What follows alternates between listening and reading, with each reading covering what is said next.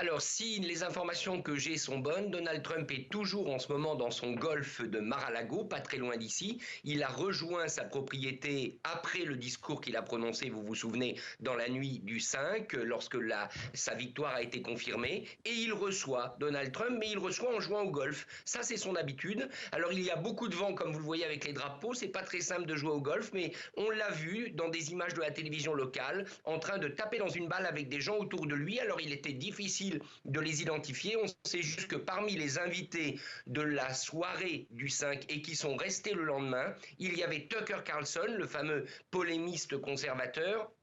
Il y avait également Elon Musk, l'homme d'affaires, auquel Donald Trump a rendu un hommage vibrant dans son discours. Il y avait aussi Roger Stone, ce lobbyiste new-yorkais très réactionnaire dont on a beaucoup parlé. Voilà l'entourage, voilà les gens qui aujourd'hui accompagnent le caddie de Donald Trump sur son green. Et Richard, est-ce que Donald Trump va prendre des initiatives ces prochains jours ?